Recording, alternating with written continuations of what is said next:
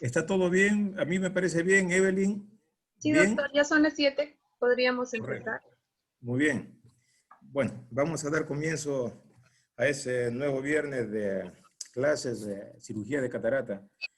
Queridos colegas, oftalmólogos peruanos, compatriotas, ahora nuevamente tengo el gusto de presentar al doctor Antonio Reyes, mexicano él de Aguascalientes, a quien conocí de una manera casi inusual, viendo yo un video en el YouTube, ¿no? Y en el cual me pareció una cosa extraordinaria lo que él hacía. Y apareció por ahí su correo electrónico y me conecté con él y hemos conversado incluso antes de la pandemia sobre eso, que me pareció una cosa pero muy, muy interesante. Y ahora que se presentó esta ocasión, pues decidimos invitarlo y él muy gustosamente, muy afectuosamente aceptó. Así que lo tenemos acá. Y yo quiero saludar la presencia de los oftalmólogos mayores acá de nuestro país, de Perú. También tenemos invitados del propio México, a quien le damos la bienvenida. Tenemos invitados de República Dominicana, a quien también le damos la bienvenida.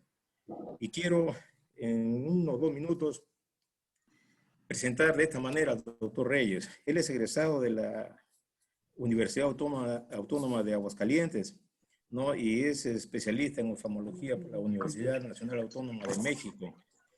Y es miembro de la Sociedad Mexicana y Panamericana de Oftalmología y tiene certificado por el Consejo Mexicano de Oftalmología. No fue instructor de farmacología para medicina y optometría en la Universidad Autónoma de Aguascalientes. Actualmente es catedrático de patología ocular y farmacología ocular en la licenciatura de optometría en la Universidad Autónoma de Durango. Es miembro del equipo de encuentros médico-quirúrgicos de cirugía de catarata de alto rendimiento en el Instituto Mexicano del Seguro Social. Ha publicado muchos artículos, ¿no?, en revistas médicas indexadas en el año 2009, 2010, 2012, 2014. Y es autor del capítulo FACO Fractura Intratúnel del libro de cirugía de catarata de pequeña incisión que fue publicado en ese año 2020. Así que con todo ese preámbulo, Toño, te dejo en el uso de la palabra. Oh, muchas gracias, doctor. Realmente agradezco mucho la invitación y pues el interés que me mostró usted por la técnica. Es una técnica que ahorita vamos a ir describiendo pues paso a paso con lo que yo pueda más hacerlo evidente para que vaya, si es de su agrado puedan empezar a hacerla en sus pacientes. Pues bueno, sin más preámbulo, vamos a dar inicio. Ahí está. Ok. Bueno, pues como manera de introducción, les comento que durante mi residencia, en mi preparación como residente de oftalmología en el Centro Médico Nacional Siglo XXI, aprendí las 2 técnicas para cirugía de catarata que convencionalmente se enseñan en la mayoría de los hospitales escuela aquí en México.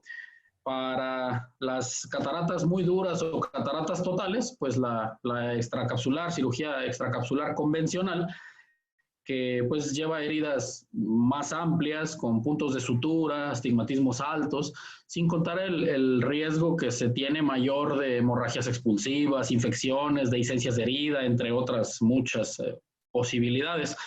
Y para todas las demás cataratas, para las cataratas más blandas o más no tan duras o maduras, la técnica de la facoemulsificación, que es la técnica de elección y estándar pues para cualquier catarata en la actualidad en gran parte del mundo. Entonces yo al egresar de mi residencia en la especialidad, con esta herramienta yo estaba convencido de realizarle la técnica de FACO a todos los pacientes que tuviera bien operar en mi práctica. Y para mi sorpresa, pues realmente en el hospital donde fui contratado como especialista, porque pues digo, no todos al egresar tenemos un quirófano y un FACO y para poner los insumos y demás, al salir de la residencia. Entonces, pues apenas en el hospital donde yo llegué había apenas un microscopio, ¿no? Digo, ¿quién no quisiera tener un microscopio y un quirófano como este que les pongo aquí ¿no?, en la fotografía? Entonces, pues yo con tantas ganas de operar y de ayudar a la población que tenía a mi cargo acá en esta ciudad de Torreón, Coahuila, y reafirmar mis conocimientos quirúrgicos, pero pues no tenía la máquina ultrasónica, ¿no? No tenía la máquina para poder hacerles FACO a los pacientes, y yo pensé, no puedo hacerle cirugía extracapsular a todos los pacientes, cataratas subcapsulares posteriores o blandas, o sea, son incisiones muy grandes con altos riesgos. Y pues bueno, eran muchos pacientes afortunadamente los que tenía para poder operar, y pues por alguna razón, por coincidencia y por enseñanza de algunos de mis maestros, me crucé con esta hermosa técnica que pues es, vamos a decir, despreciada por algunos, misteriosa para otros algunos desconocida, que se llama la cirugía manual de catarata de pequeña incisión, o mininúcleo, o M6 por sus siglas en inglés. Entonces, dando esta como introducción, pues voy a pasar a algunas de las cosas que yo he visto como buenas, ¿no? Esta técnica de M6 o cirugía de catarata manual, yo veo que es una técnica segura, económica, pues no depende de costosos equipos, incluso de consumibles cada vez que vamos a operar o abrir el quirófano, gastar en este tipo de consumibles, la cual depende de la habilidad meramente del cirujano, más que de la máquina, que tiene una curva de aprendizaje poco pronunciada. Se puede utilizar en cualquier grado de dureza del es posible realizar la cirugía con anestesia local, como lo vamos a ver ahorita. Yo antes utilizaba otros tipos de anestesia, que no utiliza ultrasonido, que es una de las grandes ventajas que tiene. Esta igual no se utilizan suturas, pueden hacerse incisiones realmente pequeñas, ¿no? Yo me preguntaba, ¿por qué le llaman cirugía de incisión pequeña? Si la incisión terminaba siendo de 7, 8, hasta 9 milímetros. Y pues bueno, aquí voy a presentar una que es realmente una incisión pequeña, con una herida principal. Bueno, como ventaja, la herida principal está cubierta, ¿verdad? Queda cubierta y tiene un mejor sellado, una mejor hermetismo después del procedimiento. Que tiene poco astigmatismo inducido, que incluso la cirugía se puede hacer corrección de astigmatismo con la misma incisión. Le da resultados consistentes, una rápida recuperación visual para el paciente. Hubo un tiempo en el que solo con una conchita se estaban mandando, pues al no tener un bloqueo retrovulvar, un bloqueo que logra kinesia, podemos mandar al paciente viendo a su casa directamente, ¿verdad? Que la agudeza visual es equiparable con otras técnicas y que además se le puede realizar implante de lentes premium, de lentes tóricos o lentes multifocales. Hay protocolos, uno de mis residentes ahorita está haciendo una subespecialidad y está presentando un protocolo de lentes multifocales en SIX. Hay varios, como por ejemplo aquí les pongo una de las referencias, ¿no? Bueno, hasta ahorita vamos a decir un promedio aproximado es de 600 cirugías que he estado realizando más o menos por año durante los últimos 4 años. Y entonces, pues, he tenido muchos casos, de los cuales le quiero compartir uno de los resultados finales. Les recomiendo yo iniciar con incisiones de al menos 6 milímetros para cuando ya se domine la técnica del mininúcleo o la cirugía manual, ya tal vez ir reduciendo la incisión. Y pues bueno, no decir que es la mejor ni la única técnica, es una herramienta más para el cirujano de catarata. ¿Sí? Bien. Dentro de la preparación del paciente, pues realmente es lo convencional, realizar asepsia, antisepsia con técnica estéril. Yo normalmente voy a tratar de darle los tips que he ido obteniendo durante este camino quirúrgico. Les pongo a los pacientes su anestésico tópico, la iodopovidona en fondos de saco, y a todos los pacientes les pongo brimonidina. Esto, pues, por un efecto vasoconstrictor, va a ser un blanqueamiento conjuntival que va a disminuir bastante el sangrado durante el transquirúrgico. El aislamiento de pestañas, draping, utilizar tetracaína nuevamente y explicarle al paciente sobre los movimientos oculares. Es muy importante que nosotros hablemos con el paciente de que, pues, como es una anestesia tópica, el paciente no va a tener aquinés. Hay que pedirle que coopere con nosotros, es una forma importante para poder incluso extraer el núcleo, y eso le pedimos movimientos, que no mueva su cabeza, solamente los ojos. Y pues la elección del área de incisión que se hace desde el consultorio, ya sea superior o temporal superior, según el grado de astigmatismo preexistente. De hecho, ya no se habla del astigmatismo inducido por cirugía, sino el astigmatismo corregido por cirugía, que no es de esta charla, pero es un tema bueno también. Y pues voy a pasar a propiamente la descripción de la técnica. Si hay alguna pregunta, doctora Abel, o algo que quiera comentar, con mucho gusto me detengo. ¿Vale? Bien, Entonces, sí, bueno, sí, si hubiera eso, sí, yo te interrumpo. Ya, sigue. claro, muchas gracias, doctor. Muy bien, entonces, respecto a la técnica, vamos a irnos paso a paso, más o menos como está descrita en el capítulo del libro, que ya tal vez después pueda compartir con ustedes. Una diferencia importante, y yo pienso a favor, es que dependemos un poco menos de la tecnología, ¿no? La tecnología siempre es buena, obviamente siempre nos va a dar un crecimiento, pero con esta técnica utilizamos, ustedes pueden ver en esta mesita, yo en las jornadas médico-quirúrgicas llego con las enfermeras instrumentistas. Y si no conocen mi técnica, yo le pongo aquí esta charolita y le digo, mira, este es 1, este es 2, este es 3, este es 4, este es 5 y este es 6. Y así vamos a utilizarlas en todas. Y no, pues lo que todos ustedes o todos conocemos a la hora de estar montando el faco y las piezas de mano y que se calibran, no se calibran, el nitrógeno, el regulador, o sea, vaya, muchos otros factores que se obvian en esta técnica, ¿verdad? Como tal, para dar paso ya a la técnica, vamos a hablar primeramente de la paracentesis. El primer paso que hacemos, ya colocar el paciente, listo. Vamos a hacer una paracentesis. Esta es una vista superior, como si fuera del cirujano. Este es el M12, el meridiano de las 12, las 6. Este es un ojito derecho, ¿verdad? Normalmente realizo esta paracentesis temporal, siempre temporal, para poder tener un mejor acceso, que no me estorbe la nariz. En este caso, en el video, estoy utilizando un anillo de Thornton, pero se puede utilizar un hisopo para simplemente un contravector y tener la incisión. La incisión es en córnea temporal. Inicialmente la hacía temporal inferior porque me da un acceso inmejorable para los restos subincisionales, pero últimamente he estado levantando un poquito más hacia el M3 o el M9, según si sea ojo derecho o ojo izquierdo, para tratar de evitar el lago lagrimal. La ventaja es que es una incisión demasiado pequeña, de 1.2 milímetros aproximadamente. En el video lo van a ver como solo entra una pequeña parte del queratomo a cámara anterior.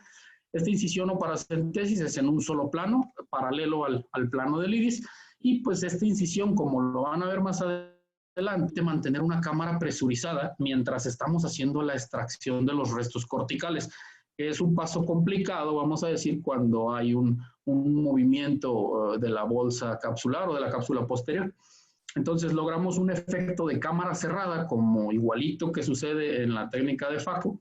Y pues bueno, como les comentaba, es un acceso fácil para poder sacar todos los restos subincisionales del túnel esclerocorneal. Posteriormente de hacer la paracentesis, hago una instilación de anestesia intracameral y aquí, bueno, la gilocaína intracameral al 1%. Tuve problemas para conseguir la gilocaína intracameral libre de conservadores. Hubo un tiempo lo estuve buscando, no lo encontraba y bueno, en el hospital siempre hay gilocaína al 2%. Esta no es libre de conservadores y todos me van a decir, oye, pero ¿cómo le pones que no sea libre de conservadores? Pues inicié con un paciente y luego con 2 y por eso les agradezco a ellos, a mis pacientes, ¿no? Que con ellos son con los que vamos haciendo los cambios a las técnicas. Y pues yo lo que hago es diluyo una solución de gilocaína al 2% con solución salina balanceada y ponemos 50 y 50. Normalmente una jeringa de 10, cargamos 5 de anestesia y 5 de gilocaína y 5 de solución salina balanceada. Y con esa vamos a entrar por la paracentesis y hacer un intercambio del humor acuoso con la gilocaína al 1%. Es como una más. Esta solución la vamos a estar utilizando durante toda la cirugía para hacer irrigación corneal, para hacer las hidromaniobras, la hidrodisección, hidrolaminación, lo que vayamos a realizar. Y pues la anestesia tópica más intracameral obviamente evita los riesgos de complicaciones de los bloqueos, por ejemplo, un bloqueo retrobulbar, que ya son muy conocidos. Por ejemplo, en subtenon, estuve utilizando subtenon un buen tiempo, pero los pacientes quedaban con quemón. Es muy importante la inflamación, a veces que se colectaba la gilocaína debajo de la tenon. y pues no era el resultado igual, ¿no? Entonces fue que hice el cambio a la gilocaína al 1%. Bien, la tinción capsular se realiza de forma regular, como todos lo hacemos, con azudetripano al 0.05%. Ya sabemos que nos ayuda a evidenciar fácilmente la cápsula anterior, más en cataratas totales o en pacientes jóvenes. Le da mayor rigidez a la cápsula para poder lograr desgarro y tener un mejor control de la rexis, ideal en cataratas de niños, en jóvenes y en cataratas totales, la tinción. Y pues bueno, hay muchos reportes de que la toxicidad es baja al endotelio corneal cuando se utiliza de forma adecuada. Posterior a ello, por la misma paracentesis, se hace un lavado del azul de tripano con solución salina balanceada. Ahí nuevamente estoy poniendo anestésico intracameral. Lleno la cámara anterior con viscoelástico y esto me permite dos cosas, ¿no? Deseado el globo ocular para poder realizar mi túnel esclerocorneal de una forma, pues vamos a decir, más repetible o con un buen tono, y la protección endotelial. Cuando ha habido varios cambios a la técnica, al inicio empecé con la peritomía superior o temporal según el acceso, pero hay algunos casos en los que el tono del globo ocular no es el deseado para poder, que no me ofrece la resistencia adecuada para poder hacer mi túnel. Entonces fue por eso que empecé primero con la anestesia, con la paracentesis, la anestesia y el viscoelástico, y me da un tono adecuado. Esa es una cosa. Y la otra es que, bueno, a la hora de cauterizar, que es tal vez el momento en el que el paciente pueda sentir un poco de molestia, ya está el paciente anestesiado. Entonces, por eso es que primero hago peritomía y luego la anestesia azul, vuelvo a poner anestesia y luego el viscoelástico. Hasta aquí es nada de cambio probablemente a lo que hagan. Después ya sí realizo la peritomía, vuelvo a insistir, la brimonidina, un cambio muy importante en el prequirúrgico, lo pongo antes de incluso hacer el draping del paciente. Se pone la brimonidina que ofrece una vasoconstricción conjuntival importante. En la peritomía es adecuado entrar desde que incidimos en la conjuntiva, entrar al plano subtenoniano para evitar sangrado también. El tamaño de la peritomía, me refiero a la extensión de la misma, debería ser al menos 1 milímetro mayor al túnel que estamos planeando realizar. Si mi túnel yo lo voy a hacer de 4 o de 3,5 o de 5 milímetros, un poquito más grande la peritomía para lograr la fijación escleral con unos forceps dentados. Este paso es un paso muy importante, la fijación, porque de hecho yo cuando empecé con la técnica me eché para atrás, para decirlo de esta forma, porque no podía lograr hacer bien el túnel y vienen complicaciones, entradas prematuras, button hole o salidas a córnea, y la fijación escleral es muy importante. Cuando ustedes logran esa buena fijación, es muy fácil hacer el túnel. Posterior a la peritomía, se hace una hemostasia con cauterio bipolar. Yo utilizo un cauterio bipolar de campo húmedo con el menor poder posible que sí me haga cauterización, mientras el ayudante está instilando con la gota de solución salina balanceada y gilocaína al 1% para que sea el campo húmedo. Esto permite una visualización adecuada para construir el túnel, evitar sangrados desde el túnel hacia la cámara anterior, porque eso es algo que frecuentemente sucede. Y bueno, recomiendo dos cosas. Uno, que primero se cautericen los vasos de mayor calibre que queden dentro de la peritomía. Otra es tratar de evitar los vasos perforantes, porque estos, por más que los cauterices, pueden dar cuando entremos en el túnel. Entonces, si tengo un vaso perforante, tal vez mi sonrisa invertida va a ser, se va a comer, por decir de una forma, el vaso perforante, o sea, no lo voy a tocar, ¿no? Para evitar sangrados o bola 8 o una cosa así al otro día.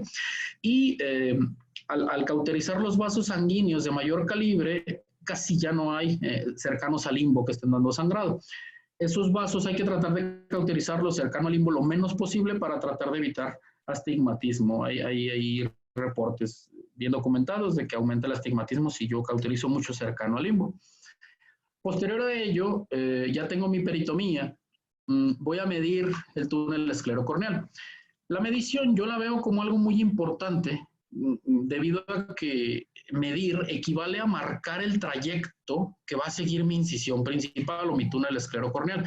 Cuando lo hacemos sin medición, normalmente empezamos y terminamos en un lugar donde ni siquiera habíamos planeado. Entonces, creo que es planeación, saber dónde voy a empezar, superior, temporal o temporal superior, según su astigmatismo. Y aunque genera poco astigmatismo, sí poder hacer el marcaje. Aquí lo vemos en esta primera imagen, se hace el marcaje con el compás. En este caso, esta cirugía, que pues es demostrativa y por eso es la que me gusta poner, es de 3,5 milímetros, ¿no? Aquí está y se quedan los marcajes. Después voy a tomar con mi pinza de forceps, ya sea un punto 2 o un punto 3, para poder empezarla. Y hablando de la construcción del túnel esclerocorneal, vamos a identificar algunos pasos o algunas porciones. Aquí como número 1, yo lo identifico, lo tenemos como labio escleral o labio externo.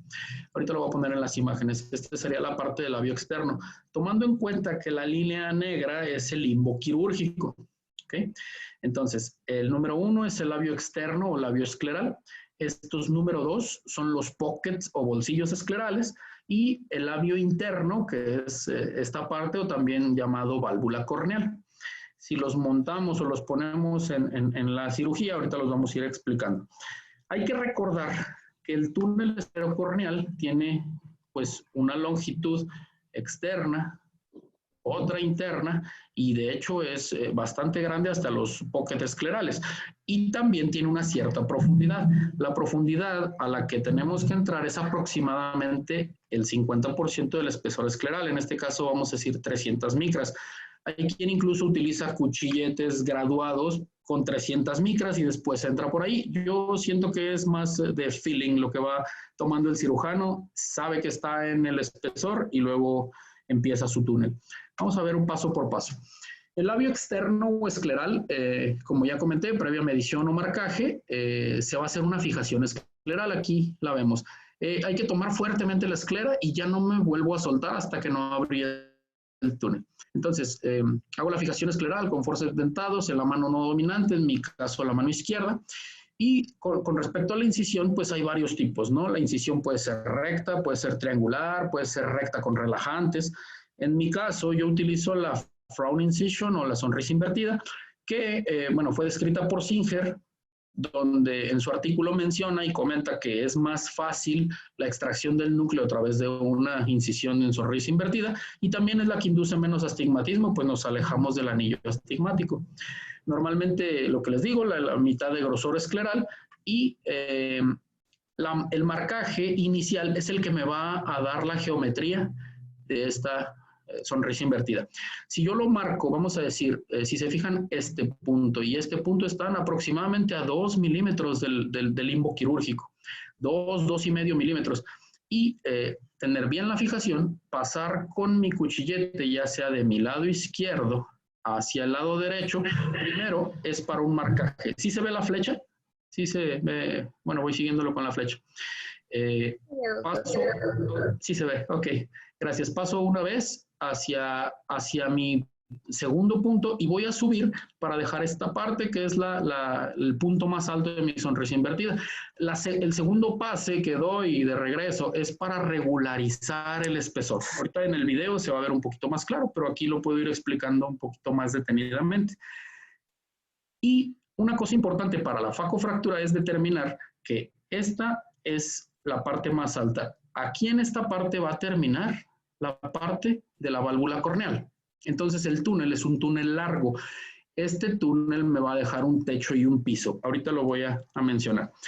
Ya que tengo la sonrisa invertida a una profundidad de aproximadamente la mitad del espesor escleral, voy a hacer un túnel central, entrando en el punto más alto de la sonrisa invertida y haciendo movimientos zigzagueantes para no empujar porque se hace pues mayor fuerza. Esto facilitaría una entrada prematura, que sería una complicación. Cuando voy entrando y llego al limbo quirúrgico, tengo que hacer un cambio de dirección. Sabemos que la córnea tiene un radio de curvatura menor que el de la esclera, entonces tengo que irme hacia arriba para no entrar directo a cámara anterior. Y también voy a tomar aproximadamente 1 a 1.5 milímetros de córnea. Entonces el túnel es largo. Ese es el por qué no utilizamos suturas en técnica de cirugía manual de catarata. Bueno, ya que tengo el túnel central, entro en este túnel central, voy a ir tallando hacia el lado izquierdo o hacia el sector temporal y luego hacia el sector nasal para tener el túnel completo. Es importante no soltar la fijación escleral y los movimientos sean suaves y zigzagueantes. Les recomiendo que, porque digo, en muchos lugares y tal vez se pueda decir que se reutilizan a lo mejor los cuchilletes cuando estén iniciando la técnica, háganlo siempre, y es mi recomendación, con cuchillos de primera instancia, de nuevos, recientemente abiertos, para que no tengan problemas con el avance del cuchillo, porque es más fácil que pueda entrar prematuramente o salir prematuramente.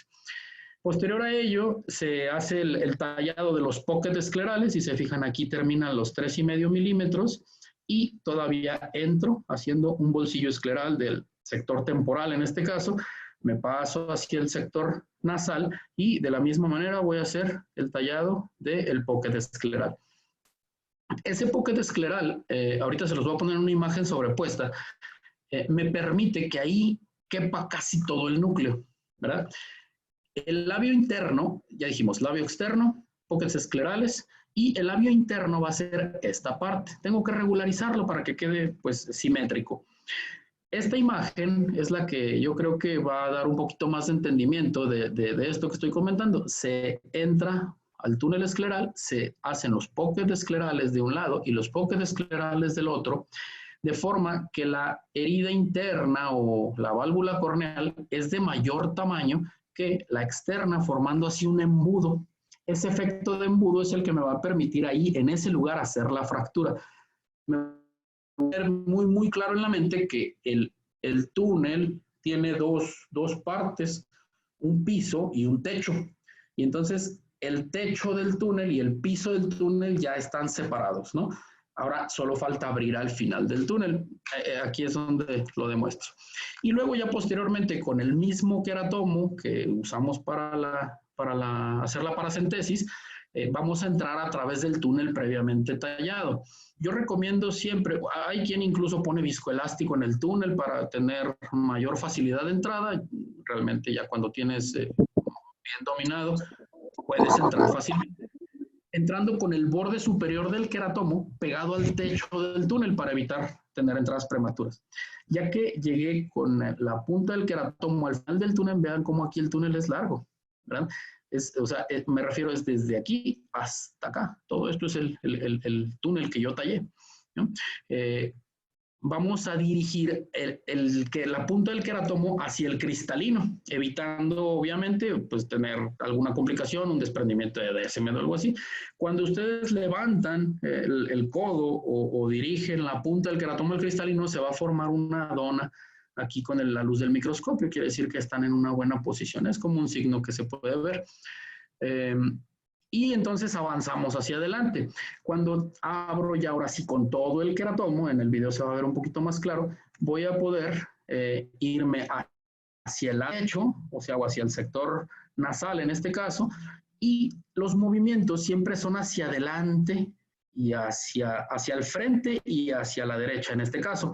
No hacia atrás, no cuando salgo. Yo le digo a mis residentes, corto al entrar, no cuando salgo, porque si corto al salir, pues entonces puedo cortar el piso del túnel y pues ya no tienes una herida valvulada. Y de la misma manera, cuando termino del lado derecho o del lado nasal, sin salir, para no hacer doble túnel, porque eso es una posible complicación, hacer dos túneles y el núcleo no va a salir. Sin salir, ya cuando termine de este lado, abro hacia el otro lado, pero siempre, si miraran mi flecha y este fuera el queratomo, yo haría esto hacia adelante. O sea, siempre corto al entrar y no al salir. Y cuando salgo, abro el pocket escleral, tratando obviamente de no romper la incisión externa. Ya la capsulorhexis, pues es una forma convencional, como se realiza en cualquier cirugía de catarata. Una ventaja muy grande de esta cirugía manual es que puede realizarse también capsulotomía en abrelatas o en corcholata. porque se utilizan volúmenes bajos, poco posible de que vaya a correr la rexis hacia el ecuador y perdamos el saco capsular para implantar el lente. Yo normalmente realizo una capsulorexis circular continua convencional, que es de 5.5 a 6 milímetros o hasta 5 milímetros, 5.2, 5.5, porque, bueno, es importante la captura de la óptica dentro del saco capsular. Convencionalmente se piensa que, o se dice, se comenta que en este tipo de técnicas hay que hacer rexis muy grandes para que no batalle el núcleo al salir, para que no haya problema, no haya mucha resistencia. Yo lo que he encontrado, como lo voy a mencionar ahorita en la hidrodisección, es que al hacer una hidromaniobra de forma adecuada, cualquier núcleo, incluso este o más duros, salen por una rexis de 5 milímetros, 5,5 milímetros. Esto de hacer una rexis pequeña, una rexis por la que voy a poder capturar el lente, permite, bueno, disminuir la opacidad de cápsula posterior, la migración de las células epiteliales, y también favorece el implante de los lentes intraoculares premium, llamados premium, los multifocales o tóricos. Aquí hay algunos artículos que pues revisé para esta presentación, pero hay muchos y bueno, los que vienen, ¿no? En cuanto a la hidrodisección, es una maniobra que inicialmente yo, para luxar el núcleo, empezaba empujando el cristalino hacia abajo del ecuador para que botara del otro lado, vamos a decir, aquí con la pluma, yo la empujaba de este lado y salía contralateral. Al realizar la hidrodisección con esta maniobra que les voy a comentar, es muy fácil luxar el cristalino a cámara anterior. Cuando estoy haciendo inyectando mi bolo de solución, hago una presión sobre el ecuador, ligera, no tan fuerte, y con el bolo de agua, con la inyección rápida de agua, permite que el ecuador salga del lado contralateral. Es importante sí hacer esta presión para evitar un síndrome de bloqueo capsular y pues obviamente tener una pérdida de vitrio, ¿no? Un consejo, un tip que yo doy es no luxar completo el núcleo anterior. Muchos de los videos que he visto y de los cirujanos que hacen mini núcleo o esta cirugía manual, normalmente luxan todo el núcleo a cámara anterior y ahí es donde el endotelio yo siento que sufre un poquito más. Mi consejo es solamente luxa el ecuador, lo voy a rotar hacia el túnel, o sea, si luxa, vamos a decir en M9 o en M3, solo lo voy a rotar para que ese ecuador quede viendo hacia mi túnel. Eso es todo. Y pues bueno, esta hidromaniobra funciona bien para núcleos duros, núcleos blandos, con exfoliación. Pues ya sabemos que no en cataratas polares posteriores, aquí hay que hidrodelaminar y hacer la técnica de mini núcleo original, que es no una división tangencial, sino más bien concéntrica del núcleo. Y la facofractura intratúnel, que es lo que propiamente es diferente de las otras técnicas, es la que voy a mostrar ahorita. Voy a tomar tantita agua, que hablo mucho, yo sé. ¿Aquí alguna duda, doctor Abel? ¿Vamos bien? Ya se fue el doctor Abel. Muy bien. Bueno, entonces, para la facofractura, vamos a realizar lo siguiente. Ya está el núcleo, el ecuador mirando hacia el túnel. Este es el mismo paciente, es la misma incisión y voy a meter esta cánula de Vectis. Antes de entrar voy a poner viscoelástico por delante y si se puede por detrás del núcleo para evitar ahí una complicación. Le pedimos al paciente que mire hacia abajo. Si se fijan aquí en la fotografía, hay un forceps, mi forceps dentado, yo utilizo una colibrí .12 para tomarlo en el meridiano de las 6 con mi mano no dominante. Esto no hace una contrapresión, solamente hace el vector contrario para que esté mirando el ojo hacia abajo, o sea, en una infraducción. Con el asa de Vectis, que es un asa que normalmente la pongo a una jeringa de 5 centímetros cúbicos, con solución salina balanceada solamente. Yo entro debajo del núcleo con esa asa y al inyectar con mi mano dominante, eso hace que salga el núcleo. De hecho, eso lo hace una hidroexpresión, vamos a decir, y eso me permite que el núcleo venga hacia el túnel. Mientras yo pongo solución, el núcleo, o se empieza a salir el líquido y empieza a salir también el núcleo. En ese momento, la maniobra en cirugía manual de catarata en el túnel, lo que uno debe hacer es deprimir el túnel, es como abrirle la puerta al núcleo para que pueda salir. Ahora, la diferencia con esta incisión es que es pequeña en la parte exterior. Entonces, el núcleo se va a atorar, como lo ven aquí. El núcleo se atora, o sea, obviamente no va a salir todo ese núcleo por esta pequeña incisión externa. El asa de Vectis, bueno, monté mi asa de Vectis, la voy a poner aquí en la cámara. Es una asa que se pone en una jeringa y tiene solución. Aquí les muestro. Entonces, esa solución es la que permite hacer la hidroexpresión. Deprimo el piso del túnel hasta que el núcleo realmente se atora, ¿no? En el túnel y ya pues no sale. En ese momento voy a deprimir el túnel y hacer una elevación de mi asa hacia el techo del túnel. Por eso les decía que el piso y el techo es importante diferenciarlo. Yo entro en el asa y cuando deprimo y pongo solución, se atora en el túnel como tal. Y luego hago la elevación para poder tener la fractura. Ya que se hace la primera fractura, como se ve aquí, se rompió en esta parte del túnel, vuelvo a reponer el cristalino hacia la cámara anterior con viscoelástico. Es muy importante hacerlo así para que el endotelio no sufra. Si ustedes me dijeran, oye, pero se está rompiendo en el endotelio, aquí esa es la cuestión que les quería explicar con la construcción del túnel. Todo el túnel que tiene 3 milímetros, esa parte es la que le voy a romper. De hecho, eso es los 3 milímetros que tiene menos este cristalino. Se acomoda que la longitud mayor del cristalino quede hacia la incisión y paso a la segunda fractura, que se repite el mismo procedimiento. Pongo viscoelástico antes del cristalino, o sea, entre córnea y cristalino, y repito el procedimiento. Hago lo mismo, lo llevo como si lo fuera a sacar, se atora el núcleo y vuelvo a hacer la fractura. Esto es en una catarata dura. Cuando yo hago en cataratas blandas, realmente es muy sencillo la extracción. La catarata solita se fractura, o sea, es muy, muy sencillo por lo blando del cristalino, ¿no? Entonces, se lleva a cabo la segunda fractura, vuelvo a poner viscoelástico, pongo el eje longitudinal mayor hacia la incisión y saco el restante del material nuclear. Bueno, posterior a ya la extracción, entro por mi túnel con mi cánula de doble vía, una Simcoe que pues es bastante delgada y fácil para entrar entre la cápsula anterior y la posterior. Saco siempre los restos subincisionales de la paracentesis, porque esto me permite entrar después, yo digo de reversa, ¿verdad? o por la paracentesis, con una paracentesis de 1.2 milímetros. Cuando yo entro por esa paracentesis, queda ajustado.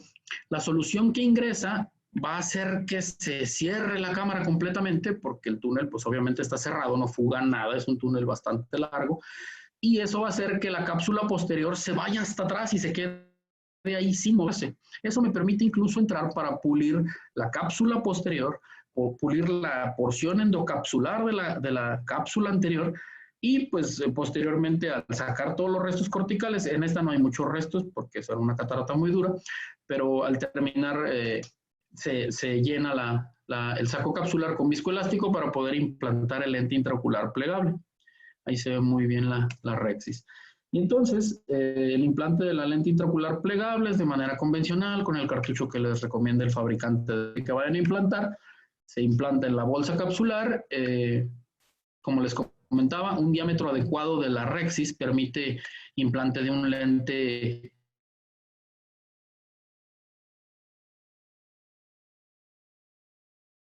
el viscoelástico se da por detrás y por delante de la línea.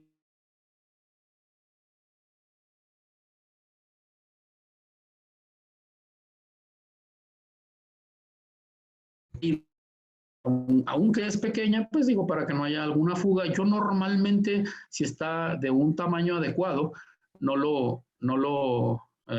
la hidrato, nada más le doy tono al globo ocular y pues bueno, verificamos el hermetismo de las incisiones, a la paracentesis, el túnel normalmente pues no fuga, y si llega a fugar porque cortamos el piso del túnel, pues hay que dar sutura, obviamente, ¿no?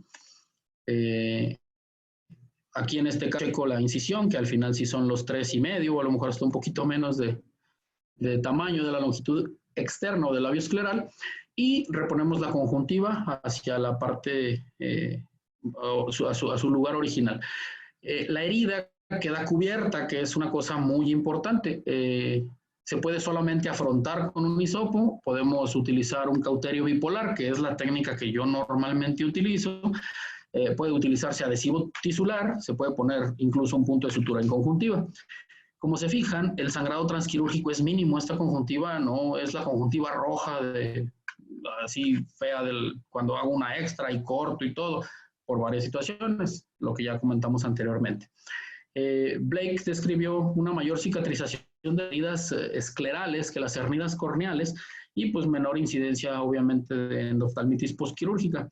En mi experiencia, reabrir un túnel de estos, sea de 3, de 6, de 7 milímetros, después de 2, 3 meses ya no es posible con simplemente una cánula. Yo tengo que usar nuevamente un cuchillete de Crescent.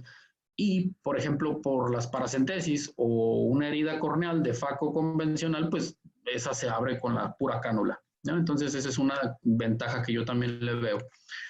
Este es el resultado postquirúrgico a las 24 horas de este paciente. Si se fijan, la herida apenas es perceptible, ¿no? Es pequeña y apenas es perceptible. Esto es con una magnificación, obviamente, aparte de la hendidura.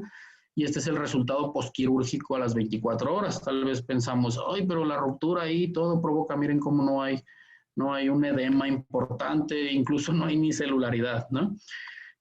Aquí ahora voy a poner el video. No sé si tengan alguna duda, doctor, o pasamos al video. Sí, sigue nomás, Toño.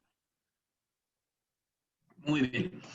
Voy a poner el video, que realmente son las mismas fotografías, pero me fui pues explicando paso a paso, ¿no? Para poder darle un poquito más. El video dura menos de 3, 4 minutos. Ahí está. Se hace la fijación, una paracentesis en la cual solo entra poco el cuchillete hasta que me dé un espacio bien para la cánula de Simcoe. Ahí pongo gilocaína y ahí la tinción de la cápsula anterior. Lavo normalmente con solución salina balanceada que tiene gilocaína y que me va a hacer que el paciente no tenga dolor. Lleno la cámara con viscoelástico, utilizo ácido hialurónico al 1.6, que es pues también barato, se puede utilizar hasta, vaya, cualquier tipo de viscoelástico, ¿no? Realizo una peritomía, en este caso una peritomía superior. Ahí entramos por debajo del atenon para que no haya mucho sangrado. Obviamente siempre va a haber, obviamente, ese sangradito, pero para eso es el cauterio, ¿no? Vean, inicio los vasos más gruesos y luego ya los vasos más superficiales. Ahí se hace la medición, pongo mi compás, es más para efectos demostrativos. Marco en 3,5, como ya había comentado, ¿no? Un poquito para que la incisión al final termine quedando a 1 milímetro, 1,5 milímetros, la parte más alta. La primera pasada y la fijación escleral es lo más importante, hay que tomarla. Y la primera paso solo para marcar. Y en la segunda, vean cómo regularizo el espesor. Hago el túnel central, ahí cambio mi curvatura y empiezo a irme hacia el sector temporal y abro el pocket o bolsillo escleral. Ahí es donde se atora el núcleo. Ahí es donde el núcleo se va a atorar. Si no hacen los pocket, el núcleo no se atora en esa parte. De hecho, es importante hacerlos aunque sea una herida de 6 o de 7 o de 5, ¿no? Aquí se regulariza la parte de la válvula corneal y aquí, si se fijan, entro pegadito al techo para no abrir el piso del túnel. Entro movimientos zigzagueantes, me dirijo hacia abajo, se forma el halo de luz, abro, entro hacia mi derecha y de regreso y luego hacia la izquierda. Llego al final de la válvula corneal y abro el pocket escleral de regreso. Ok. Ahí se ingresa con la utrata. Yo convencionalmente tomo la utrata para hacer la incisión de la cápsula. Hago mi capsulorhexis circular continua, ya habíamos pues teñido. Y si se fijan, no es una rexis muy grande. Obviamente se va haciendo más pequeña cada vez conforme vamos experimentando luxar el núcleo de cámara anterior fácilmente, ¿no? Entonces ahí es una rexis, vamos a decir, de 5,5 milímetros. Se hace la hidrodisección, ahí en ese no tengo la hidrodisección. En una sale el ecuador. El ecuador se rota hacia el túnel y no la saco a cámara anterior, es lo que les comentaba. Ahí pongo viscoelástico adelante del núcleo para proteger córnea y atrás probablemente también la vectis. Voy a detener un poquito aquí para la facofractura. Ahí la vectis está poniendo solución. Yo tengo el control en mi mano. Es importante recuerden, tengo la mano, estoy metiendo la mano a la cámara, tengo mi mano izquierda no dominante en M6. Estoy tomando la conjuntiva para un vector contrario. El asa de Vectis empuja la cápsula posterior con la solución que estoy poniendo. Esa es la importancia de usar la Vectis, porque con un asa de Snell también se puede, pero hay más riesgo de que la posterior esté muy pegada. Entonces, la Vectis empuja hacia atrás la cápsula posterior y entro debajo del cristalino. Y entonces lo traigo hacia adelante y ahí voy a tratar de parar. Oh, ok, repito. Voy a tratar de, en la facofractura, de darle un slow motion o de detenerlo un poquito. Nuevamente, pongo viscoelástico adelante y atrás, el asa de Vectis empuja la posterior mientras pongo solución y la solución me trae el núcleo hacia adelante, me lo trae hacia el puerto. En ese momento, ahí el cristalino se atora. Madre mía. Una disculpa. Ok. Lo voy a dejar correr, pero lo que quiero que vean cómo se atora el núcleo en el túnel, y cuando hago el movimiento hacia arriba, ya el núcleo se rompe en el túnel. No se rompe, no tiene que ver con el endotelio, no tiene que ver con la DSM, nada. Ahí lo voy a dejar correr. Vean cómo ahí es donde hago el movimiento. Y entonces el núcleo ya estaba afuera, ¿no? Repongo nuevamente con viscoelástico para protección endotelial, lo pongo en su eje longitudinal mayor, vuelvo a entrar, estoy tomado con mi mano abajo en el meridiano de la 6, viene nuevamente el paso y ahí es donde hago la fractura. Esa fractura es la segunda fractura, cuando son núcleos blandos con una fractura, y en la segunda salen casi todos los núcleos. En este pues son 2 fracturas y en la tercera instancia sale completo el núcleo. De hecho, viene hacia acá como si fuera magia, no magia, pero pues es la hidroexpresión, ¿no? O sea, la diferencia de utilizar la Vectis es lo que me permite, ahí saco algo de restos, y pues la aspiración de los restos corticales, que en este caso son pocos, ¿no? Hay un poquito de pinúcleo y corteza. Saco siempre irnos sobre los restos subincisionales, como les comentaba, porque después vamos a entrar por la paracéntesis para sacar todos los restos. Se forma la bolsa capsular con viscoelástico, hacemos el implante de lente intraocular plegable, obviamente, pues tenemos una incisión de 3,5 milímetros, se hace el centrado de la lente intraocular y ya aspiramos el viscoelástico por delante y por detrás de la lente intraocular para evitar hipertensiones oculares o defectos refractivos postquirúrgicos. Sacamos muy bien la solución. Y vamos a hidratar nuestra paracentesis en caso de que lo vean necesario, pero si no, solamente le damos tono. Medimos ahí, repongo la conjuntiva, en ese caso les puedo dar su cauterio, y esto es la principal ventaja que yo veo, ¿no? Aquí el prequirúrgico, una catarata bastante madura, el posquirúrgico inmediato, y lo que yo le he puesto siempre, ¿no? Tiempo de ultrasonido, 0 segundos. Y eso es lo que me permite ver ahí una córnea bastante clarita al otro día, ¿no? Poco o muy poco o nada de daño endotelial. Y pues bueno, ese es el video que el doctor Abel vio en internet, y que por lo cual me pidió ayudar con dar esta plática.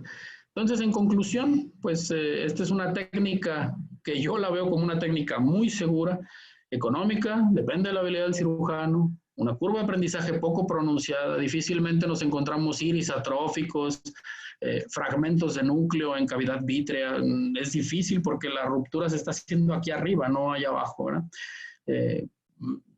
Para la de 3,5 milímetros, sí es a lo mejor un poquito más en lo que es la ruptura, pero para los 5 o 6 milímetros sacar un núcleo completo no es una curva de aprendizaje muy prolongada.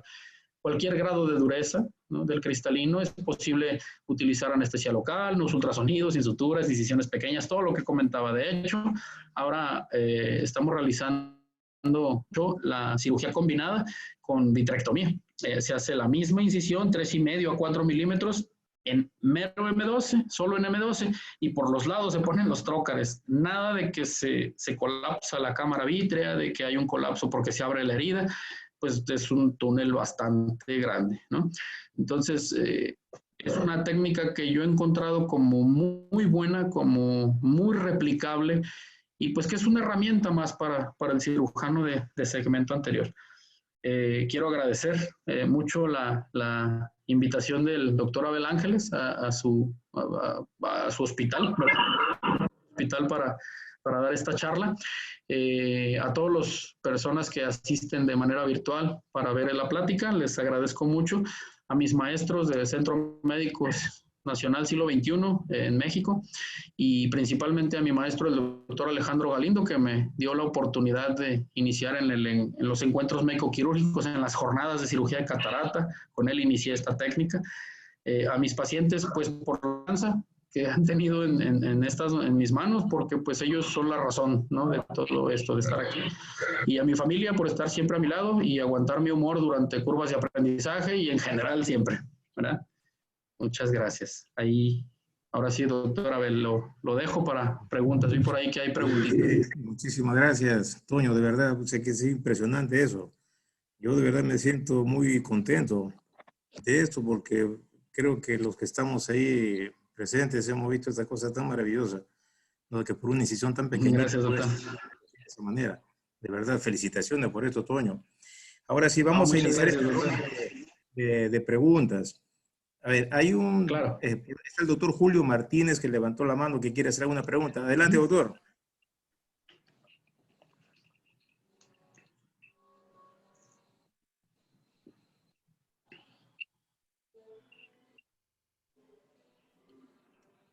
Es sobre la anestesia, no sé si me escuchan. Claro. Sí, claro, sí lo escucho fuerte y claro, doctor. Adelante, adelante. Quiero saber más sobre la anestesia que estás usando. Claro, la anestesia se utiliza tópica. La tetracaína es la que utilizamos aquí, bueno, la que yo estoy utilizando, y la gilocaína, como le comentaba, bueno, como comenté al principio de la plática, es gilocaína al 1%. Esa gilocaína al 1% es combinada, yo la combino en el quirófano, es una gilocaína al 2 con la mitad de solución salina balanceada, o sea, una jeringa de 10 centímetros cúbicos, cargo 5 de gilocaína al 2% y 5 de solución salina balanceada. Es importante decir una cosa, cuando termino la cirugía, por ejemplo, al hidratar la paracentesis o darle tono al globo ocular, ahí ya no utilizo esa jeringa con gilocaína para que los conservadores que tienen gilocaína no queden dentro del globo ocular. O sea, siempre yo les pido, dame solución salina sola, ¿verdad? Ya mi instrumentista lo sabe muy bien, y ya nada más le digo, agüita sola y me da la salina balanceada sin la gilocaína. Y para mí fue... la verdad, a lo mejor hasta puede ser de un paso temerario en utilizar la gilocaína con conservadores, pero me fue muy complicado conseguirla, no la conseguí. Ahorita ya tengo 1 o 2 proveedores que sí sé que la tienen, pero pues ya realmente no la utilizo. La cantidad de cirugías que he realizado, como comentaba al principio, son aproximadamente 600 cirugías por año, y los últimos 4 años he utilizado esa anestesia. Entonces, ya no pongo un bloqueo, salvo un paciente realmente poco cooperador, pero aún siendo poco cooperadores, la fijación escleral le ayuda a usted mucho, doctor. Mucho, mucho. Bien, gracias, no sé Toño. Si responde bien la pregunta, doctor. ¿Alguna duda sobre eso? Sí, a ver, yo quisiera ahora que tomen la palabra los cirujanos mayores de acá de Lima, Walter. Así es, Abelito. Primero, Sí. para saludarlo al doctor Antonio Reyes, Hola. su excelente presentación. Hola, muy bien, muy didáctico. Me ha gustado pero muy didáctico como buen profesor. Es excelente la técnica. Sí da un poquito de temor. Es lo mismo que sucede con mi técnica. Yo tengo la técnica de la facofractura, pero yo lo divido el núcleo. Entonces todo el mundo dice, doctor, usted divide el núcleo, pero toque el endotelo al día siguiente, ¿cómo está? El mismo temor yo lo veo con la técnica de usted. Pues o sea, probablemente al inicio deben de tener algún temor, porque yo también le digo a todo el mundo, yo lo luxo todo el núcleo en la cámara anterior y lo corto como yo deseo. Y pongo todos los tipos de lentes intraoculares que se puede imaginar. Entonces, pues sí. Yo digo, esa es la única parte de la fractura. Es muy interesante porque es un buen túnel, definitivamente es un túnel bien grande, Claro. donde se debe partir. Y yo pienso que solamente se puede hacer con 3.5 para poder, esa era la pregunta que iba, para poder fracturar, porque si lo hace muy grande, la fractura sería un poco más difícil. No, doctor? no, realmente no. Hay un doctor en la India, y lo voy a nombrar, el doctor Sudhir Singh. Él hace la facofractura con incisiones de 7. Entonces yo pienso, ¿qué sentido tiene facofracturarla si por 7 sale perfectamente bien, ¿no? Claro. Entonces, a mí me sucedió la fractura porque empecé a realizar SIGS por lo que les comenté al principio, pues no tenía la máquina de faco y dije, tengo que hacer algo que no sean extracapsulares convencionales. Y por una incisión, vamos a decir, de 6, 6,5, al querer sacar un núcleo grande y no salían, ¡pum!, venía una fractura, ¿no? Y entonces vamos a llamarlo serendipia o una casualidad, pero eso me permitió empezar a fracturar más y luego empezar a reducir el tamaño de la incisión externa. La idea es que se forme un embudo y ese embudo permita que ahí se atore el núcleo y poder realizar la fractura. Ahora, la facofractura, digo, no tengo todavía videos y no la he documentado, pero estoy haciendo la fractura dentro de la bolsa con dos choppers, un chopper de Dodik, el Dodik Kaman, y con ese chopper se completamente dentro de la bolsa y es sacar la mitad y sacar la otra mitad por una incisión igual pequeña. Y yo creo que eso daría también muy buenos resultados, porque yo veo que los residentes pueden tener cierto temor. A ver. La idea también es lo que yo siempre pensé, ¿no? Si lo corto, porque eso es lo que yo hago, lo corto en 2, 3 y lo saco por incisiones 4.5, 5, y hago incisiones, bueno, casi rectas. Las mías todas son rectas. Pero es muy interesante cortarlo. Yo creo que se puede hacer cortarlo, ¿sabes? Yo creo que facilitaría un poquito, porque da un poquito de temor agarrar hay que tener un poquito de experiencia, supongo. Aquí, poco a poco, porque si los residentes ven, lo van a hacer, no, tienen que empezar poco a poco. ¿Cuáles serían las recomendaciones si el que quiere empezar a hacer la técnica? La recomendación es que hay que entender muy bien el piso y el techo del túnel. Eso es una parte muy importante. Y hay un video porque digo, la mayoría de las cosas que he aprendido, que he visto, es a través de videos y bueno, vaya, libros también y artículos que publican la técnica, pero hay un video muy padre que dice, si tú quieres meter la mano a la bolsa de tu pantalón, no puedes empujar hacia adelante, tienes que empujar hacia tu pierna, no sé si me explico, eso abre, y si lo quieres sacar igual, tienes que empujar hacia la pierna. Entonces, si eso sirve de explicación como para decir, voy a deprimir el piso del túnel para que el núcleo, cuando yo lo vaya a cortar, esté totalmente en el túnel. ¿Sí me explico? O sea, no hacerlo antes. Eso ayuda mucho. Y hacer la fractura dentro de la bolsa es algo que normalmente hacemos en faco, ¿no? Se puede hacer un pre-slice, se puede hacer, por ejemplo, incluso con pre-chopper de Akaoshi, se puede hacer con sostenedor de núcleo. Vaya, la fractura como tal del núcleo, ahora sí que yo digo, como cada quien pueda realizarla. Pero yo la dificultad que he encontrado al fracturarlo, prefracturarlo, es la luxación, ¿verdad? Como que no me luxan muy fácilmente solamente con la hidromaniobra. Entonces, esa es la diferencia, ¿no? Pero bueno, ese es mi comentario, doctor. Muy bien, lo felicito. Gracias, Toño, muchas gracias. A ver, tenemos acá saludos desde Sonora para ti. Toño, excelente. Toño Martínez Almada, debe ser de repente algún discípulo tuyo. Sí, hola, saludos. No veo el chat, pero ahorita lo pongo. Mucho gusto, gracias. Sí, creo que está con el micro abierto Artemio Burga. ¿Alguna pregunta, Artemio? Sí, en primer lugar, felicitarle al doctor Reyes, felicitarlo y también agradecerlo por su participación. Yo le cuento que cuando estaba haciendo viscoexpresión del núcleo, ocurría que se fracturaba porque había hecho la incisión pequeña y para mí en ese momento me parecía una complicación. Sin embargo, yo veo que usted a propósito hace eso. Entonces, dos preguntas. Uno, el Vectis tiene 3 puntos en la periferia del líquido, uno, y si acaso pudiera en vez de irrigación poner visco y luxar también y fracturar también el núcleo. Un núcleo como así tan duro, no creo yo que se fracture con visco. La fractura con visco es muy posible con núcleos más blandos. De hecho, el Vectis es metálico, ¿verdad? Y tiene sí su solución. Eso es lo que forma la bolsa y hace la hidroexpresión. O sea, la forma de atraer el núcleo hacia la herida, hacia la incisión del túnel, es con la solución del Vectis. ¿Pudiera yo ponerle probablemente visco en vez de solución? Sí, sí, pero la ruptura no es por el agua, la ruptura es en el túnel, la fractura se realiza en el túnel. Muchas gracias. Gracias. Muy bien. Gracias, Artemio, muchas gracias. Me había pedido, Toño, que esta intervención tuya se grabe, la hemos grabado, ¿no? Y te la voy a enviar tal como te había prometido. Y para los presentes, si tuvieran a bien tener una copia de esta magnífica charla, pues se comunican conmigo, con los residentes del Hospital Sabogal y nosotros muy gustosamente. Y por supuesto pidiendo su aceptación de eso, Toño, para que los peruanos podamos nuevamente ver tu charla. Claro que sí, sí, claro que sí. Bien. Correcto. A ver, tenemos acá una pregunta del doctor Oscar Orqueda. Dice lo siguiente.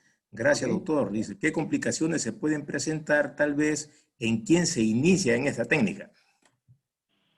Bueno, sí, para el inicio de la técnica, como comenté al principio de la clase, yo recomiendo que inicien con una incisión no de 3 milímetros.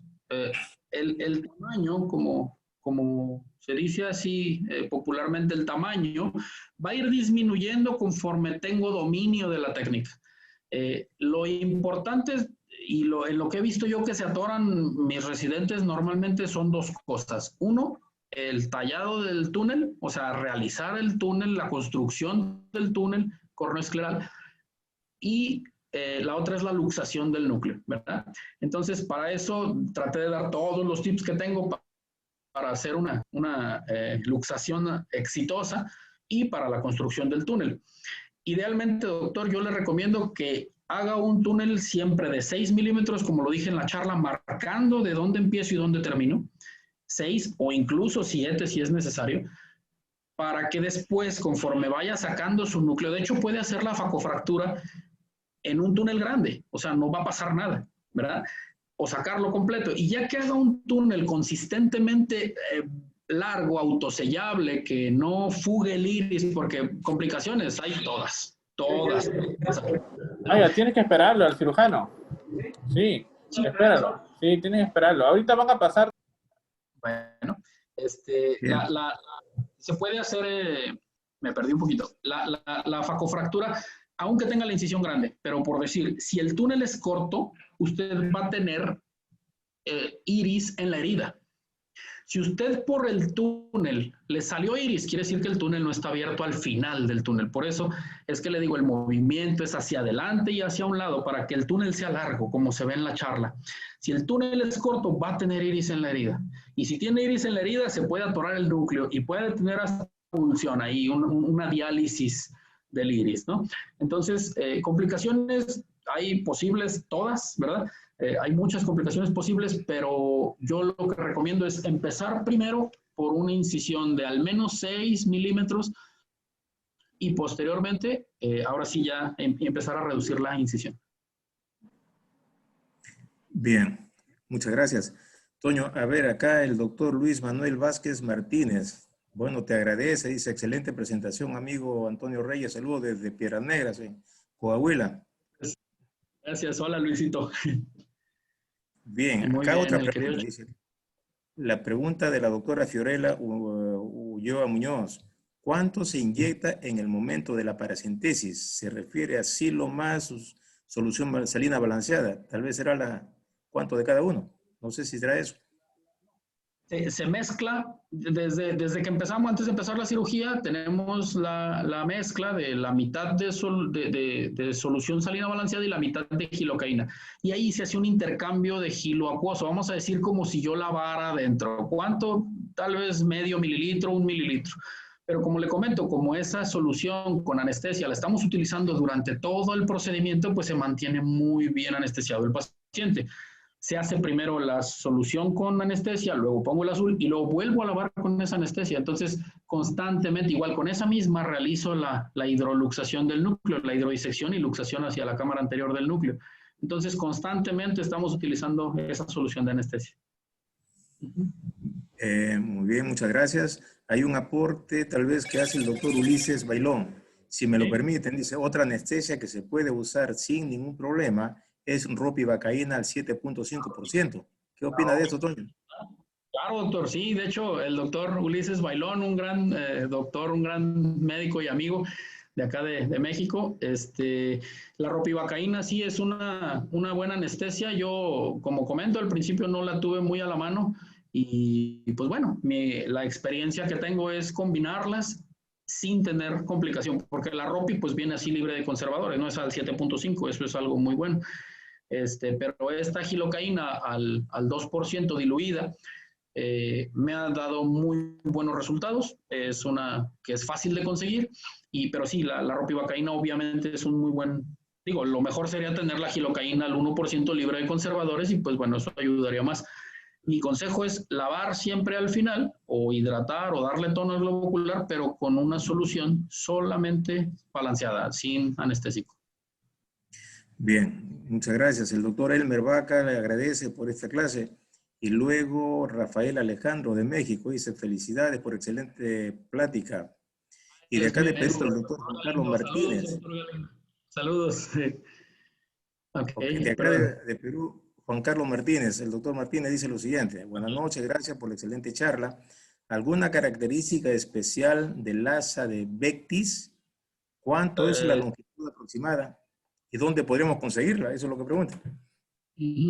Bueno, el asa de Vectis hay varias. De hecho, yo tengo 4 o 5 diferentes tipos porque en las jornadas quirúrgicas a las que asistimos con el doctor Rafael Galindo, yo llevo 4 o 5 charolas de instrumental porque si no, no alcanza el tiempo de la esterilización.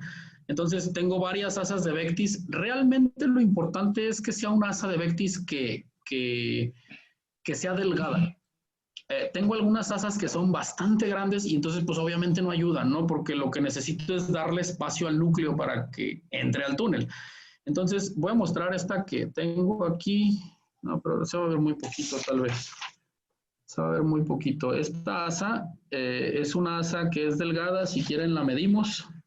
Yo no tengo problema por el tiempo.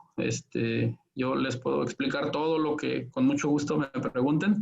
Me da mucho gusto que estén interesados en la plática. Esta asa de forma horizontal, el compás mide 3 milímetros. Aquí está. Mide 3 milímetros, bueno, no se va a ver, pero son 3 milímetros en lo horizontal, que es la mayor. Lo importante es que tenga buena salida de líquido, ¿verdad? Si se fijan aquí, tiene por delante 2 agujeros y por los lados otros 2 agujeros. Y entonces esa es la que permite meter solución y me va a traer todo lo que haya dentro de la cámara anterior. Obviamente hay que hacerlo de forma contada.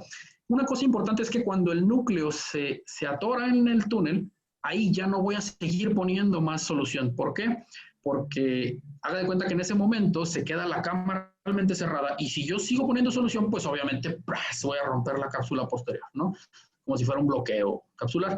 Entonces, es importante, pongo solución para que venga el núcleo y ya que está atorado el núcleo, ya no pongo solución. Y por aquí veo que sí dice que si es con una mano o con 2, es solo con una mano, doctor, porque en mi mano derecha tomo esta parte, tomo el asa de Vectis y con la otra mano estoy con mi punto 12 en el meridiano de la 6. Ahí le pido al paciente mire hacia abajo, señor o señora, y tomo la conjuntiva, pongo solución para que el núcleo flote a cámara anterior, deprimo el túnel y cuando está atorado, ¡puc!, hago la ruptura, ¿verdad? Entonces, en el momento en el que se cierra la presión completamente, porque ya está atorado el núcleo, ahí ya no pongo, ¿verdad? Con mi mano derecha. Normalmente lo hago en una cánula de 5 cc, esta es de 3, pero solo es para enseñar la representación. Bien, tenemos acá también felicitaciones de parte del doctor Luis Carmona, que al parecer ha sido discípulo. A ver, la doctora Quiñones de acá de Perú también agradece por eso. Y del doctor Juan Francisco Román hace una pregunta. ¿Qué cuchillete prefiere usar para la paracentesis? Ok. En la paracentesis, y esto es algo más, bueno, vaya, esta técnica no es como, voy a decir, la paracentesis normalmente puede ser realizada con un 15 grados, con un cuchillo de 15 grados. Si ustedes me preguntan cuál utilizo, yo utilizo un queratomo de 2.7, que es con el mismo que abro. Y esto es para no, en vez de usar 3 cuchilletes, solamente usar 2 cuchilletes. Se pudiera realizar perfectamente con un cuchillete de 15 grados, que fue como empecé haciéndolo. De hecho, Luis Manuel Vázquez, él abre la incisión con el Crescent, uno de los presentes, también estuvo conmigo y hizo la técnica, le enseñamos bien la técnica, y él lo abre con el mismo Crescent del túnel, sin el queratomo. Entonces, vaya, aquí van siendo variantes que se van dando, pero normalmente yo utilizo un queratomo de 2.7 o 2.8, pero no lo introduzco todo como se ve en la plática. Solamente se introduce el 1.2 para que quede bien ajustada la cánula de 5 cuando entre, que me permita movimiento, pero que no permita la fuga de líquido para que haya una cámara presurizada. Bien. Tenemos acá saludos también y felicitaciones del doctor Luis Antonio Rivera Abril. Doctor, mucho gusto. Un maestro en técnica. Doctor, si quiere alguien que sepa sobre esta técnica, a él pregúntele. Él es uno de los pioneros aquí en México. Él y el doctor Ulises Bailón son de los pioneros aquí en México. Sí. No, pues no creo que sea para una pregunta, Toño, más bien para una intervención así como la tuya. No, de verdad, a nosotros nos agradaría también escuchar ahí a los doctores, colegas que están nombrando. Así que me voy a servir de ti, si me permiten los doctores allá, los invitamos también. Claro, ¿cómo no? Claro, como... Ok, muchísimas gracias. Después acá tenemos la doctora Evelyn Lazo. Excelente charla, doctor Reyes, muy didáctica. En su curva de aprendizaje, pregunta, ¿qué complicaciones intraoperatorias ha tenido? Yo creo que cualquier persona que ya llega a resultados consistentes en algo ha tenido todas las complicaciones. Todas. Digo, salvo, por ejemplo, hasta ahorita, gracias a Dios, no he tenido hemorragias expulsivas o cosas así mayores, pero sí, o sea, pudiéramos hablar un cursito completo de paso a paso qué complicaciones. Por ejemplo, si yo hablara del túnel, la mencioné 2 o 3 veces. La entrada prematura es una que me va a hacer que mi cirugía no sea autosellable, ¿no? El iris está todo el tiempo entrando en la herida y bueno, eso, aparte de no ser autosellable, puede hacer que haya mucho pigmento. O la otra, si es corto el túnel, o sea, si no lo abro al final del túnel, sea de 3,5 o sea de 6, la incisión, cuando yo saco el núcleo, cuando voy a sacar el núcleo, se puede entrampar el iris en el núcleo y entonces ahí es donde viene la diálisis. Ese es cuando entro prematuro, o sea, cuando rompo el piso del túnel. Cuando abro el techo del túnel, le llaman buttonhole o una salida prematura, y en esa, por decir, si yo estoy en el túnel central, voy a tratar de poner la incisión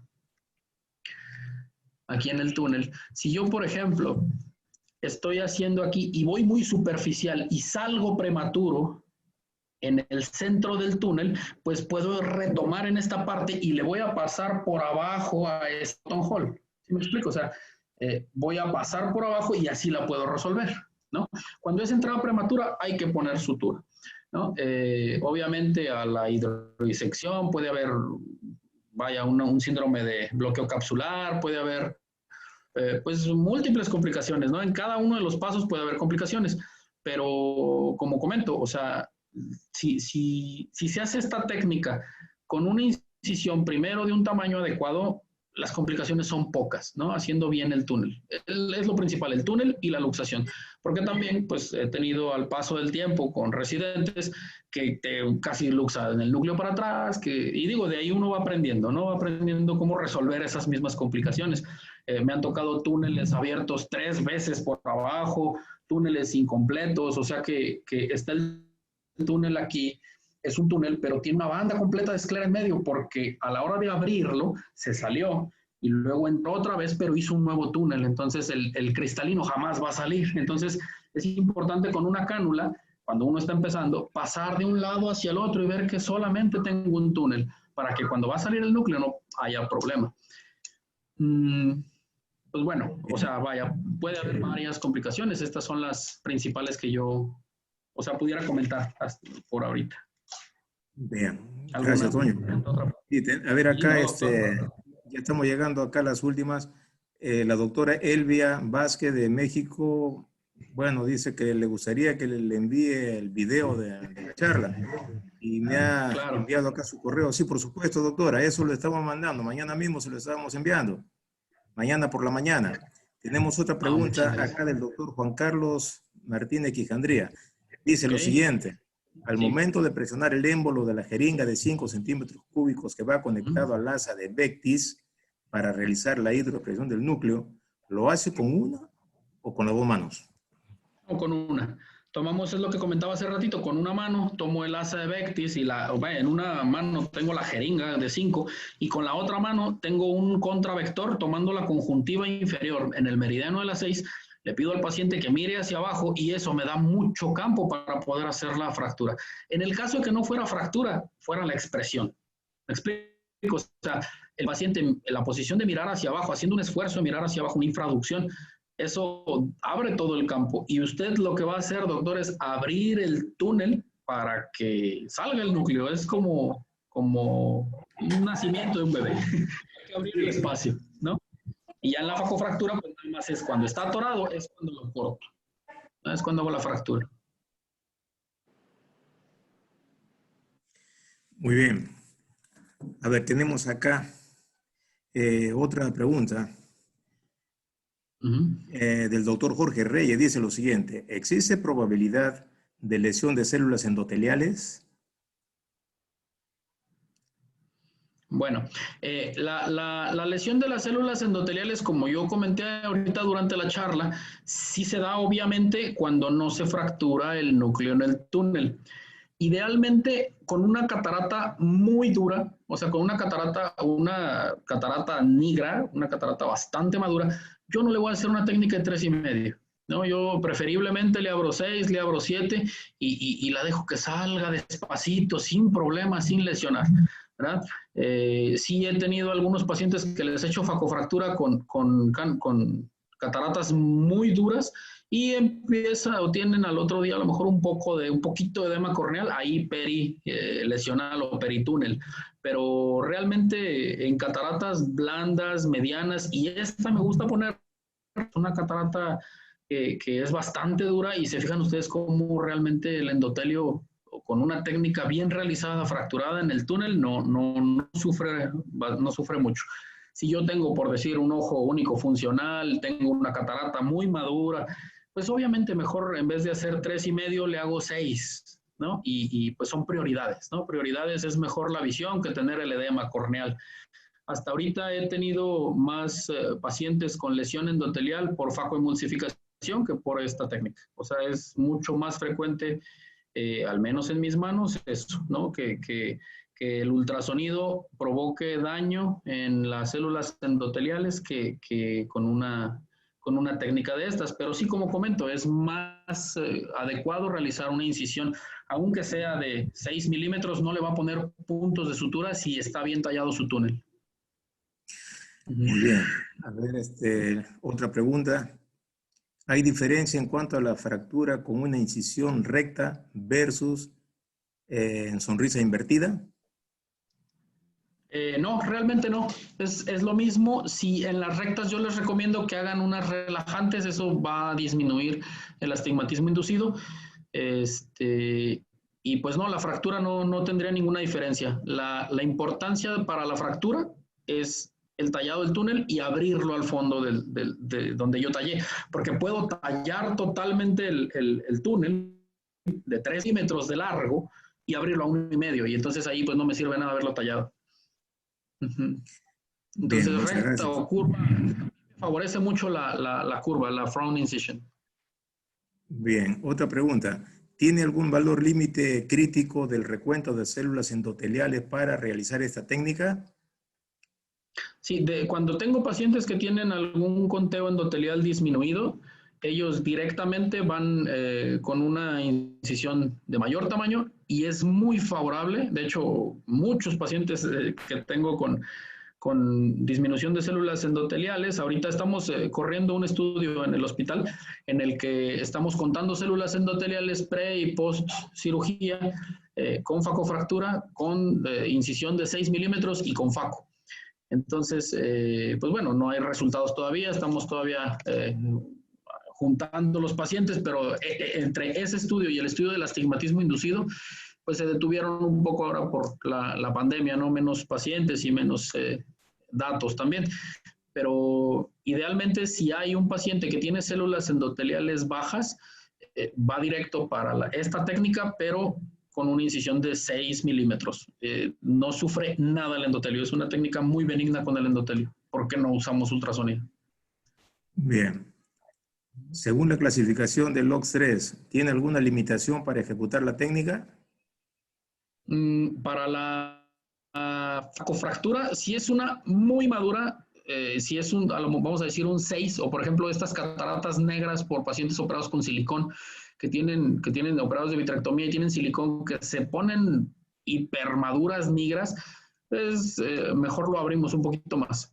Pero, por ejemplo, en pacientes que tienen subcapsulares posteriores, que tienen LOX2, LOX3, 4, en opacidad nuclear salen muy bien por facofractura. Esta, pues, si la ven, es un 5 o 6, casi un total. Bien, a ver, acá dice, doctor Reyes, excelente ponencia. Practico también la técnica de Mininuc. El problema que tengo a veces cuando inyecto BSS, se me presenta protrusión del iris en el momento de inyectar el líquido. ¿Le ha pasado a usted durante su curva esto? Claro, Y gracias. claro. Sí, esto sucede porque el túnel está abierto antes. Si vemos aquí en la presentación, lo voy a volver a... Perdón, lo voy a poner en la presentación para esa pregunta. Ese túnel, yo lo tallo de aquí el túnel central y luego lo tallo hacia adelante, ¿verdad? Y entonces el chiste aquí es abrir esta parte del túnel. Cuando uno abre aquí, normalmente si abrimos al salir, aquí es donde se corta el túnel. Entonces aquí la incisión o vaya, el túnel es de medio milímetro, 1 milímetro, es muy poquito. Y el iris viene hacia acá. Yo cuando, por ejemplo, tengo pacientes que tienen un síndrome de iris flácido por tamsulosina, que tienen pobre midriasis, glaucomas, por ejemplo, de ángulo cerrado, que tienen iris muy gruesos, lisos, que dilatan muy poco, un consejo que yo les daría, sea de 3,5, sea de 6 la incisión, es que se vayan un poquito más corneal. ¿Por qué? Porque el túnel va a quedar y va a cubrir mayor parte del iris. Si ustedes imaginan aquí el iris, normalmente un paciente que dilata bien, lo tenemos aquí bien cerquita y no se va a venir, pero cuando el iris es mayor y yo no estoy cubriendo con mi túnel, con mi válvula corneal, ese iris, pues es muy fácil que salga, ¿verdad? Entonces, les recomiendo en esas situaciones ir un poco más adelante, un poquito más cercano al limbo. Obviamente, pues le va a generar un tanto más de astigmatismo, pero si la utilizan la técnica para corrección de astigmatismo, pues de hecho lo ideal es hacer rectas y más cercanas al limbo, ¿verdad? Hay un homograma de un doctor de la India, se llama el doctor Boramani. Él tiene un homograma de que si hago una incisión recta o una incisión curva o una incisión en U, y si la hago superior o la hago a 1 milímetro de limbo, cuánto le mejora, y lo tiene hasta con topografías y todo, está muy didáctico. Entonces, basado en eso estamos haciendo el estudio, más o menos para hacerlo en nuestra población, para la corrección del astigmatismo. Pero sí, si está teniendo iris es porque el túnel está corto, ya sea lo talló corto, se abrió corto de un lado, del otro o del centro. Pero esa es la razón que yo encuentro, doctor. Bien. Penúltima pregunta. El doctor Helio Sánchez. Adelante. Pregunta él. Sí, adelante. ¿Tiene el Vectis borde cortante en la parte superior? No, bueno, yo no he visto bordes cortantes en las Vectis. Voy a tratar aquí tengo, pues estoy en casa, ¿verdad? En el consultorio. Y les voy a mostrar, creo que traigo 2 o 3 vértices, pero todas son, está prestado, son redondas, son romas, todas. Aquí les muestro, es un borde romo, no tiene cortante, lo que tiene son unos pequeños orificios, tal vez no lo va a enfocar, pero tiene unos pequeños orificios que es por donde sale la solución montada en la jeringa. Pero no, ninguno de ellos tiene. He conseguido algunas que son hasta muy grandes. Esas son las que no recomiendo. Hay unas muy delgaditas. Mientras más delgadita y más fina sea, le va a hacer usted más espacio en el túnel al cristalino.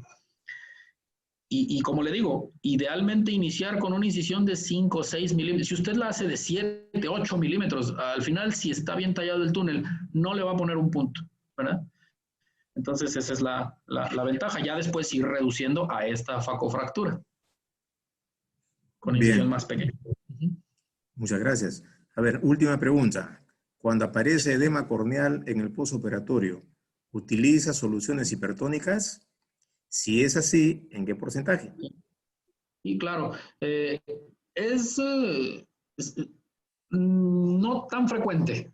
Realmente, por eso estoy yo encantado con la técnica, porque hay pocos pacientes que tienen edema corneal ya en estos tiempos. Obviamente se utiliza, si hay un edema corneal, utilizamos soluciones hipertónicas al 5%, probablemente colocar transeptales de esteroide, metilprednisolona, dexametasona, para ayudar con la inflamación, obviamente. Una cosa que es importante, y bueno, ahorita lo comento con respecto a complicaciones, si hay sangrado, normalmente no son de adentro, no son del iris, normalmente son del túnel. Por eso yo les pido, bueno, les recomiendo que brinquen los vasos esclerales, o sea, los vasos perforantes, porque eso va a ayudar a que no haya sangrado de afuera del túnel hacia adentro. Cuando llego a tener sangrado, porque es algo pues puede suceder comúnmente al final de la cirugía, hay un pequeño hilito que está dando sangrado, tengo este algoritmo. Lo primero es por la paracentesis y le doy tono, lo pongo hipertónico al globo ocular, un poquito al segmento anterior, y vamos a decir, un porcentaje importante se detiene. ¿No? ¿Por qué? Porque es del túnel. Entonces eso cierra el túnel al hacer la hipertensión ligera, y eso cierra el túnel, mientras más presión le mete, más se cierra el túnel, ¿no? Si está bien realizado. Y eso hace que empiece a dar hacia afuera ese sangradito. Número 1, si no sucede, pongo carbacol, miostat, cualquier cosa que vaya a producir una miosis pupilar para poder poner una burbuja de aire.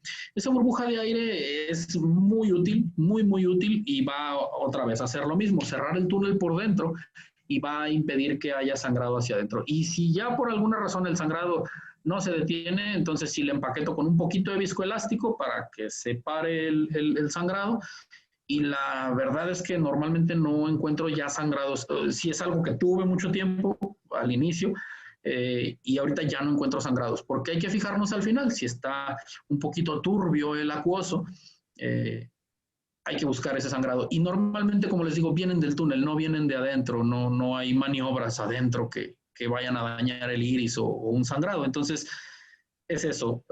Primero, doy un poquito de tono elevado y ya. Si no, pongo... ¿Por qué le pongo el carbacol o por qué cierro la pupila? Porque si pongo la burbuja y lo dejo así, la burbuja puede pasar detrás del iris y provocar un bloqueo, ¿verdad? Un bloqueo irido, vaya, un bloqueo angular, y al otro día se lo encuentran con la presión hasta el cielo. Una vez también me sucedió. Entonces, por eso les comento que cuando ya más o menos se domina una técnica y se tienen resultados consistentes, es porque ya pasaron muchas complicaciones. Entonces, si van a poner la burbuja, pongan un miótico, por favor, para que la burbuja quede solo en cámara anterior. Y si llegan a tener eso, pues dilatas al paciente, lo pones boca arriba para que la burbuja salga a cámara anterior y se rompe el bloqueo.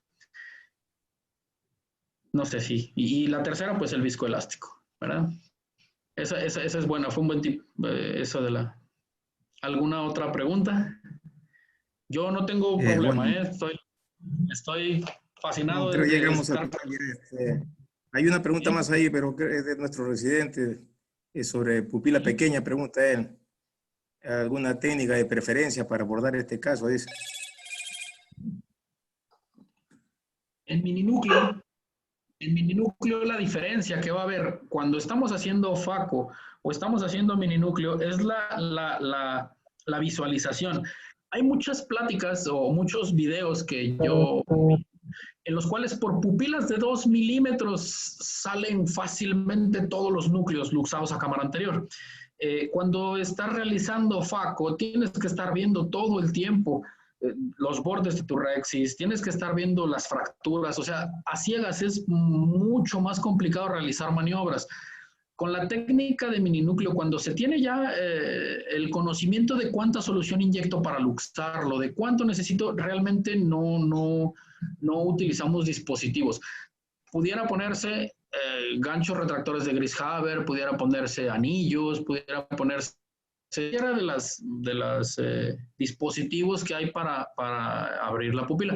Cuando tengo pupilas muy cerradas o sinequiadas, o porque son cataratas muy frecuentes en mi hospital, lo que hago es una pupiloplastía, se libera la pupila de las sinequias y con una pequeña Y y un Lester, lo que hago es hacer un stretching pupilar y eso pongo viscoelástico, abre la pupila y me permite bien hacer rexis, luxar y sacar el núcleo. Entonces, es una de las ventajas porque no necesito tener volúmenes altos, ¿verdad? Como en la FACO.